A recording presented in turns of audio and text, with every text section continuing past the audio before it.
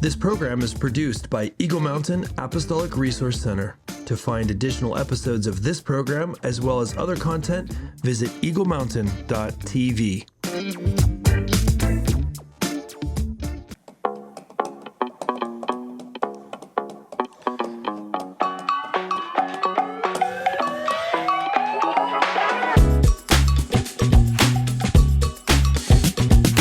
Hey everybody, welcome to Together We Build. My name is Mr. Sin.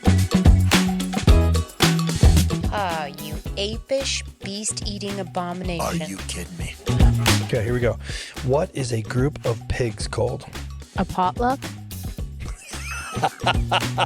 How are you doing there, Foxy? Finding out what you're doing after this show. Maybe we could go grab some drinks or something. What do you say? No, thanks.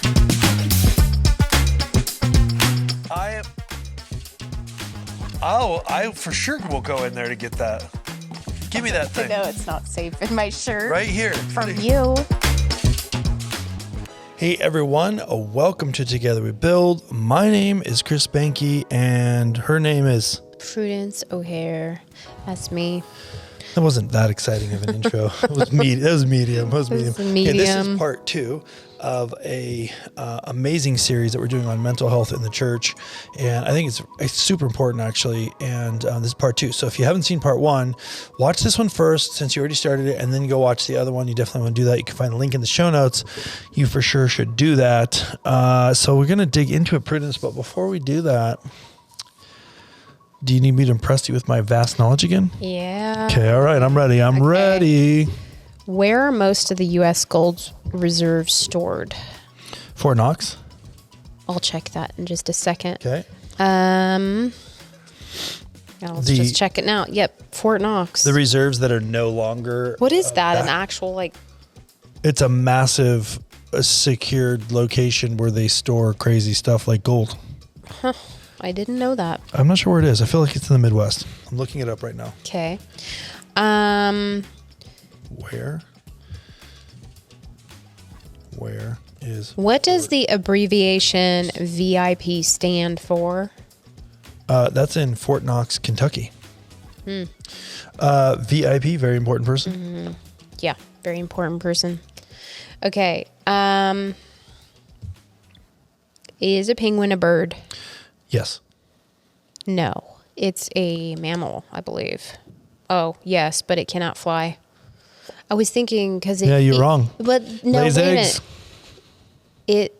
Okay, I must be confusing it with a pigeon. Pigeons are for sure birds. Yeah, but they feed their babies with milk. I don't believe so. I think they do. No. We've had this argument before. Now you got to look it up. Yes. Pigeons do feed their young with nutritious white liquid called crop milk, which is similar to mammalian What milk, color but not the same. is the uppermost part of a rainbow? Oh, no idea.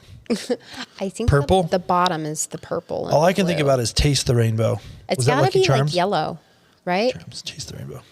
What is Taste the Rainbow? Let's see.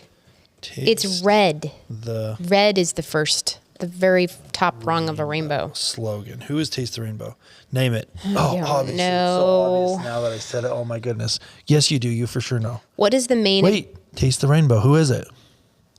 Is it Trix? Skittles. Skittles. It's so obvious. It's so obvious.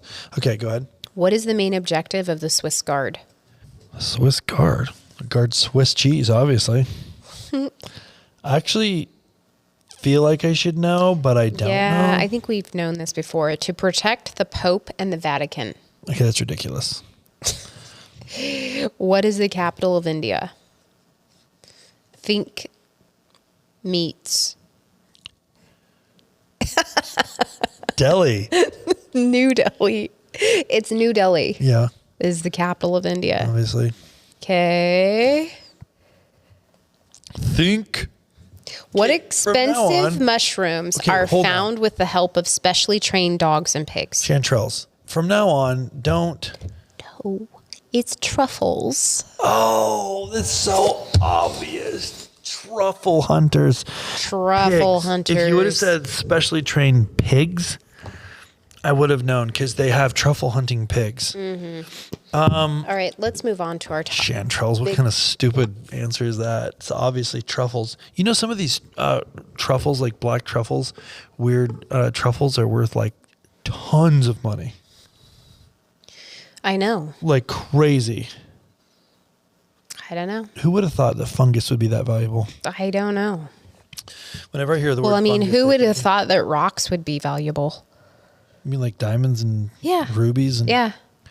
Diamonds and rubies and emeralds and stuff. It's Okay. weird. Question for you. Yeah. Forget the monetary thing, which is kind of hard. But if you put the monetary part aside, what do you think the best jewel is for jewelry? Like the most not for jewelry, the most beautiful jewel. Well, I don't know. You know, it is really said that it's basically of human opinion on the most valuable. Well, obviously, I'm asking you. I would say opinion, the Prudence. most rare is probably the most valuable. No, not the most valuable. The most beautiful. Oh, Definitely different. I don't know because I really like them, most of them. I really like the jewels. All right. Let's just get into this. So this is Mental Health in the Church, where faith meets psychology, part 2. Bum, bada, bum, bum, bum. Let's get into it now. So in part 1, I just literally deleted all my notes from part 1 so I wouldn't go back to them accidentally, and now I can't refer to them. So in part 1, we talked about how we need to break off the stigma. We need to make sure that we're bathing this stuff in prayer. We need to make sure we're not lumping everything together and thinking that we have a solution to every kind of mental health issue. We need to that there is a place for deliverance and inner healing ministry, and there's a place for counseling, and there's a place for medications, and there's a place for, what was the other thing we talked about? I think that's probably it. Good enough. By the way, here's your recap. Go watch the first episode of the series. So let's just jump back into it, and let's just talk about the difference when you're having a difficult time, the difference of what it's like to have a community around you and what it's like to not have a community around you. I think this is also something you can speak to really well, because there's been seasons where we've gone through very difficult times and we've literally felt totally on our own, by ourselves, very lonely. And there's been times where we go through very difficult seasons and we've had loving, caring people that we know are there for us regardless, no matter what. Mm-hmm. So how does this tie in to mental health?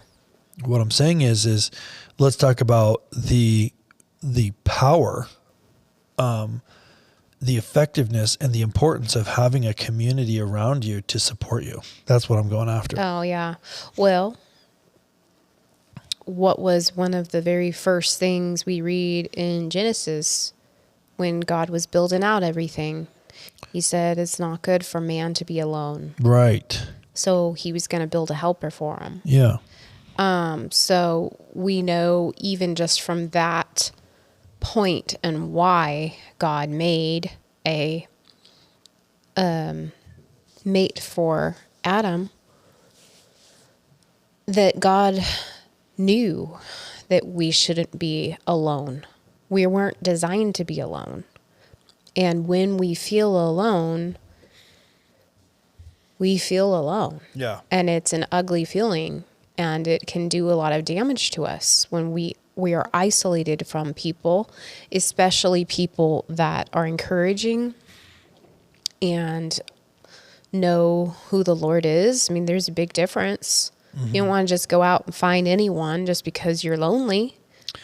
It's really better to be alone than to have bad company, in my opinion. And I think that that's probably something we can find in scripture too. Yeah. So, finding people that are healed and whole and set upright is important to be around those kinds of people.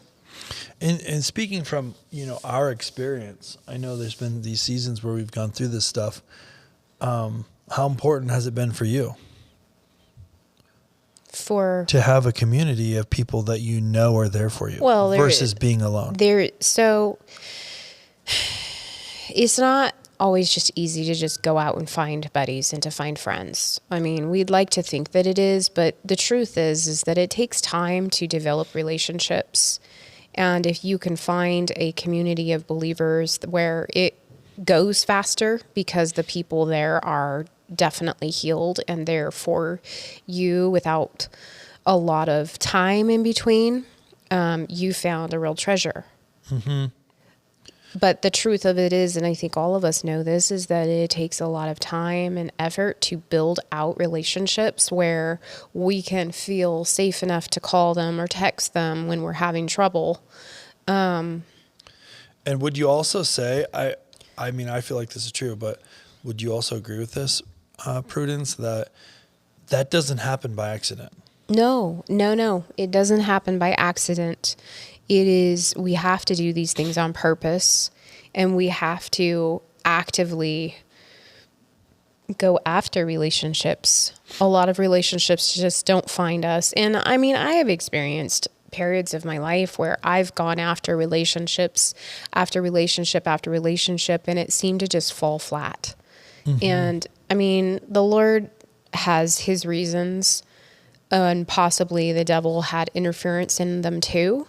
It's just, it just really drove me deeper into holding on to the Lord even more so, because he became my go-to when I was feeling poor about it or bad about it, you know. Having the Lord as the established root system and foundational piece for us is imperative before we start building out human relationships, because we don't want to use human beings as our security blanket for relationships, because they are going to fail us. At some point, we're going to run into issues and problems. Right. And so if we don't have that foundational basic piece of friendship and relationship built out with the Lord to where we can feel secure in him first, it's going to not go well for us. And it's going to, you know, it's like building your house on the sand. Yeah. So I think that one of the things we touched on last episode and just what you're talking about now that kind of leads us beautifully into this that I want to build on is there's not like a single solution that fits every time. Right. So how do you see in a practical way, like this stuff working together? Like, is there a scenario where you're like going to counseling and you're also getting inner healing ministry while you're on medication? Like, is that, you know? I mean, it can be a scenario for somebody out there. It definitely is, I'm sure. So what I'm hearing you say is we need to be thinking about holistically solving the problem, not putting a Band-Aid on it, but that may look like something like that. Like that might look like something different than what, you know, for what worked for Sally, what worked for Susie, and what worked for Paul might not be what works for Prudence. Right. Well, we all have our baggage of emotions and things, memory baggage, I guess it would be. Yeah. I don't know how else to describe that. And then we've got natural imbalances in our bodies that occur. Right. So everybody is different in what they might be out of balance in or need help with. Yeah. So it's definitely not a one size fits all, although I would definitely encourage deliverance, inner healing ministry for everyone that is a believer. That is definitely a wipe the slate clean.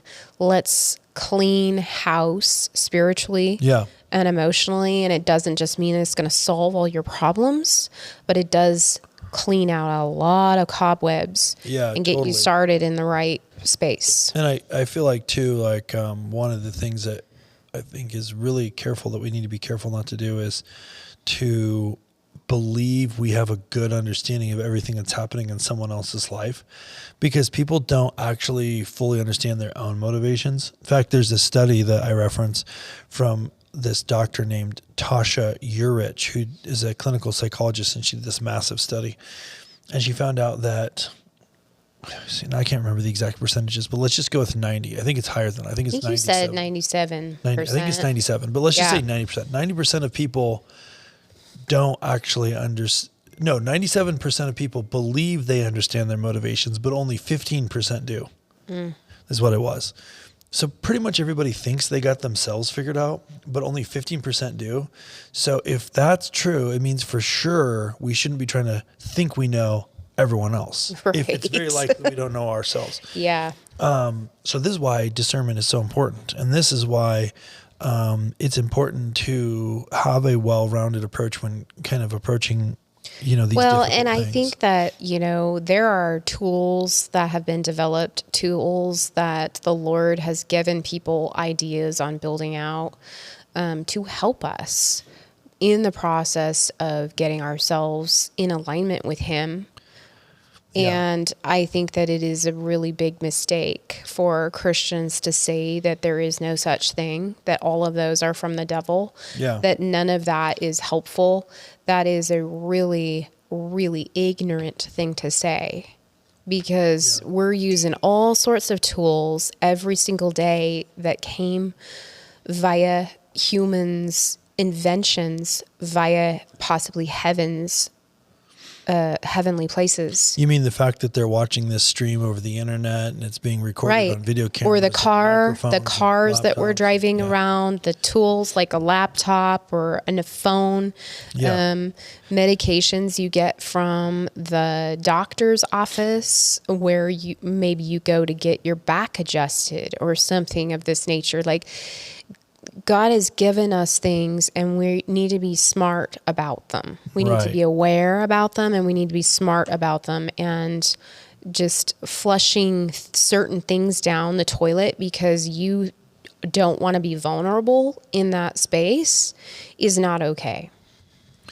So what I hear you saying is that we need to, for some reason, sometimes in the church, we throw away things like medication, but we don't throw away things like our car. And we need to remember that God has given people, He has chosen throughout all of Scripture and all of time, He has chosen to give people solutions to the world's problems and to bring a kingdom-minded solution to people.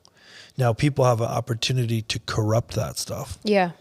But what I hear you saying is we should be smart and we should be okay using the resources that are available through the people that God made. Right. But at the same time, we should also recognize that He is the healer and He wants to heal us and He's not too busy to heal us. I think that we can get really religious about some of these things. I mean, making statements like, I don't go to the doctor. The Lord is my healer. Like, what, you think you're going to get like a bonus in heaven because you didn't go to the doctor? Well, and here's the thing I would say to that.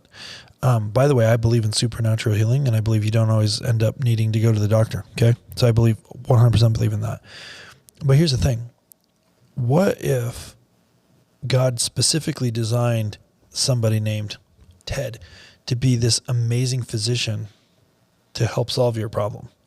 And you're rolling around with the problem, complaining that God hasn't healed it yet, but He actually made Ted to help you with this. Right.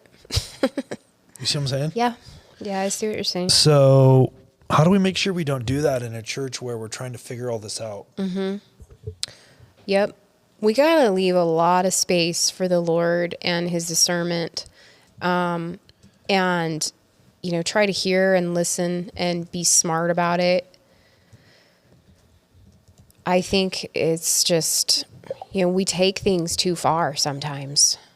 And, a lot of times. When you say we take things too far, what do you mean specifically? Well, we take things too far in a direction of extremism where maybe we shouldn't be doing that. Right. So.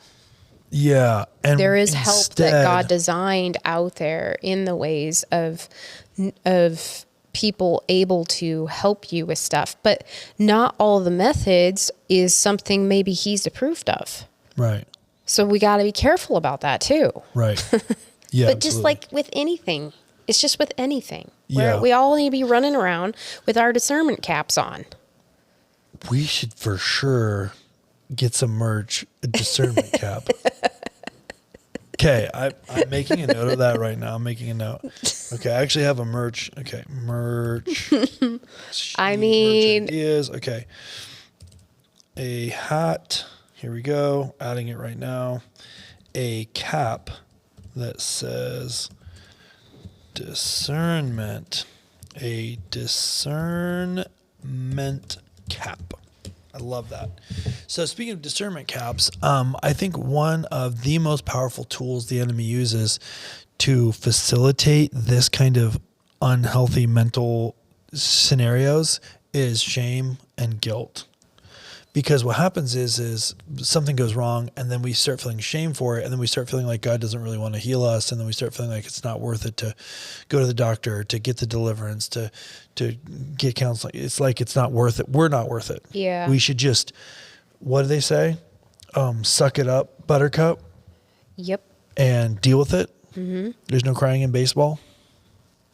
I don't know. I didn't play baseball, so I don't know if there's crying. That's a movie reference, babe. How do we do a better job facilitating a kingdom approach to this stuff in the church and with the people we care about? Well, I think really talking about our own stories and our own testimony of us figuring a lot of these things out ourselves is really helpful and important, because it's not really something that we like to. Well, I think there's two different schools of thought on showing that we have problems with shame or guilt or, some of those other unpleasantries. Some of us are more than willing to just display them all the time, and we actually use them as kind of a badge in sense. Where we use guilt as a badge? Yeah, it's just like, oh, look how holy I am. I'm so poor in the spirit. It's just, I am really getting some stuff in heaven. I know it because I'm such a humble person, and I'm just so broken, and I'm just a sinner saved by grace, and just look at all this junk that I'm carrying. Isn't it great? I call that worm theology. Yeah. Bad. So when we see that, I guess one question is, when we see that happening either in ourselves or the people we care about, what do? Just call it out? Throw a book at them? Is that hit them in the head with the 1,200 words you should know? The scripture says that my sheep know my voice. That kind of junk is not the Lord's voice. You're saying we should recognize the non-Lord in that. Yes, we should. And, we can't make people do anything they don't want to do. You can talk to them until they're blue in the face, but they are not going to do what they don't want to do. That is so unbelievably true. So, I think really asking pointed questions of people that are in that space and having them answer those own questions is probably the best way to help people to start seeing that they're in a place where they shouldn't be. Yeah. And that there is hope to come out of that, because I think another problem with the church is that we think that this is all normal. What's all normal? That mindset of shame, of guilt, of feeling ugly, just all of these nasty negative things. We think that this is normal. Right. We think that the only thing that's involved with becoming saved is that we got saved. Like a ticket. Yeah. We're not aware that we are called into health. We're not. Talk about that called into health thing. We are called to be healthy and whole. Yeah. He came to give us abundant life. How are you going to have abundant life if you're running around with all of that junk behind you? It's definitely not very efficient. No, it's not efficient. And nobody wants what you have, because it's not any different than the world. So we're called to be different. Mm-hmm. We're called to be cleaned up. Yeah. And that doesn't just happen when you get baptized. A city set on a hill doesn't seem like worm theology to me. We're called to be a city set on a hill. Yeah, nobody wants to be a worm. Like, I don't want to be a worm. No, you don't, Prudence. So anyway, I'm not sure if we're getting derailed here or not. No, but we're not. This is dead on, because here's why. Here's why. I think one of the most important things we need to understand is that God actually wants us to be healthy. Yes. And because once we have that understanding. And we're not talking about just biceps here. We're talking about emotional health is just very important.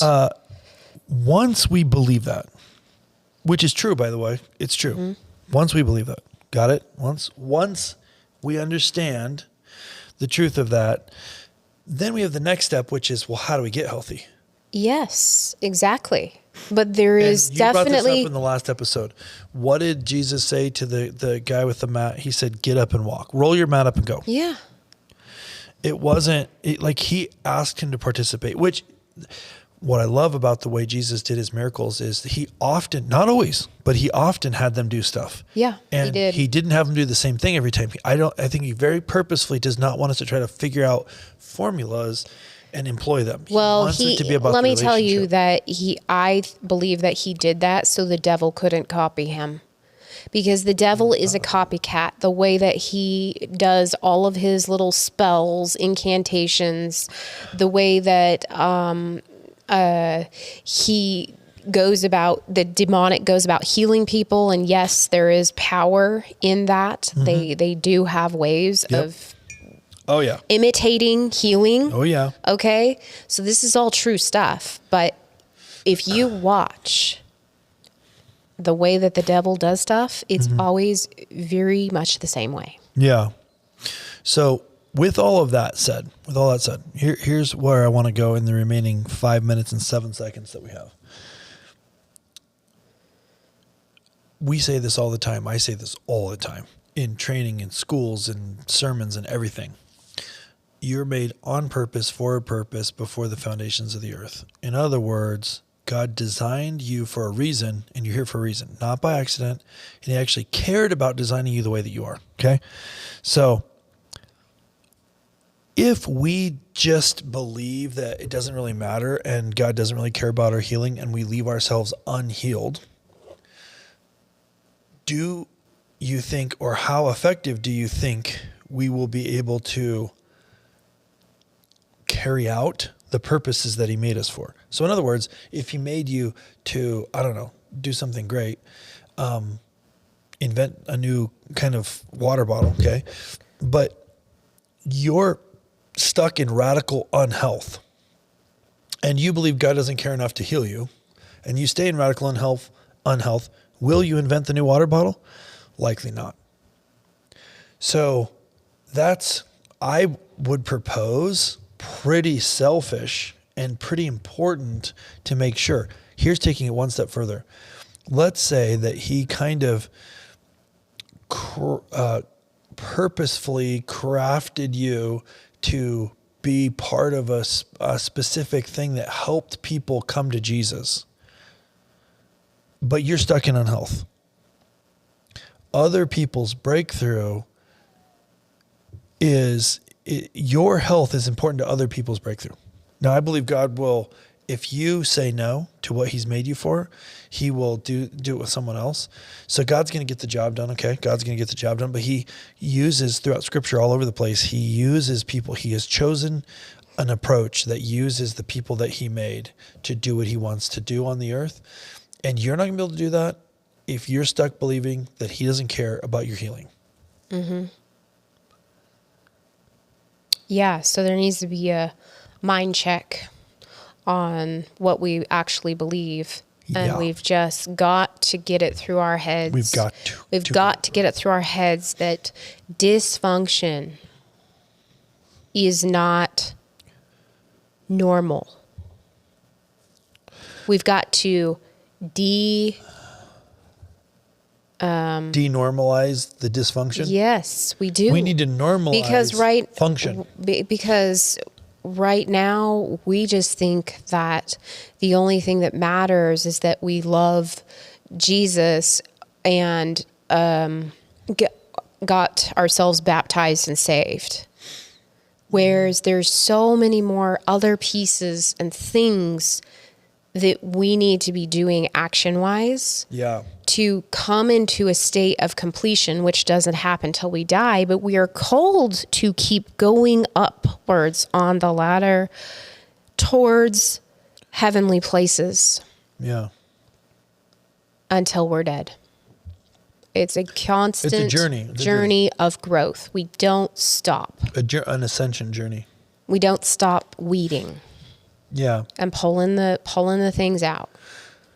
Yeah. So I guess, as we kind of wrap this up and just want to encourage people, I would just encourage you to think about this.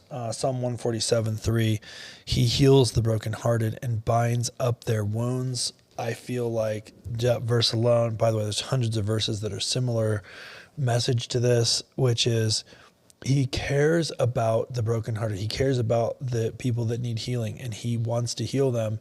And just like you said, Prudence, he wants to partner with us in that healing, and he wants us invested in that healing, and he wants us to work with him in stepping into what he has for us. So you're worth it is one of the messages that you need to hear. You're worth it. You're worth the effort it takes to go through the healing. But at the same time, we need to be smart about it, and we need to not try and think that we've got it all figured out. And we need to have good discernment, and we need to do the hard things. By the way, this is hard work. Oh, yes. Yes, it is.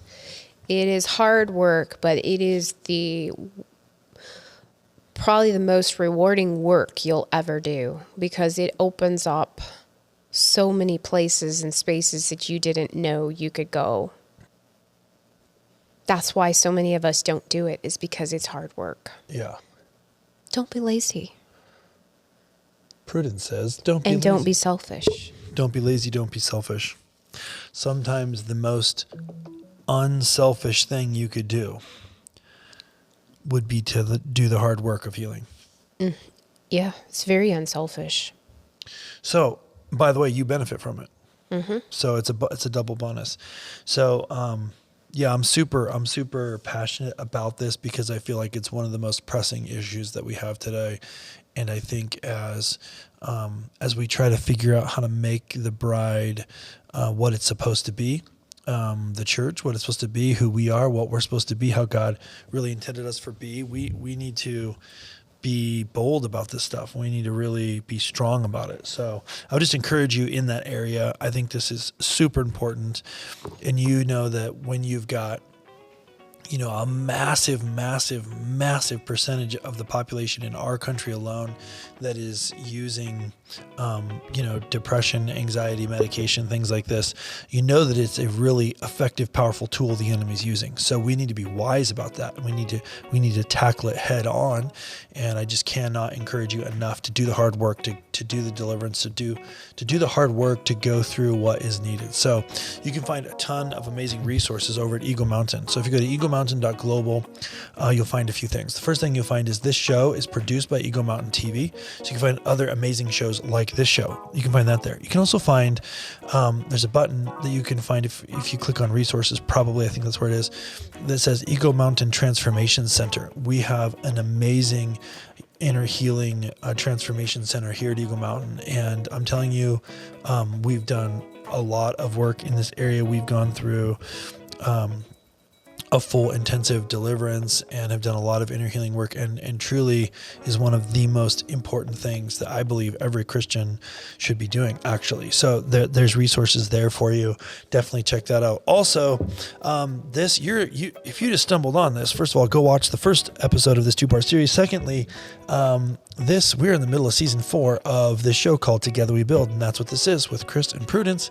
And you can find all the other episodes over on our website, chrisandprudence.com. You can find everything else we're doing from our ministries. She's an author, produces music. I'm an author. We have the Human Nexus, tons of stuff that God has called us to do. You can find out about all of those things at chrisandprudence.com. Highly recommend that you check that out.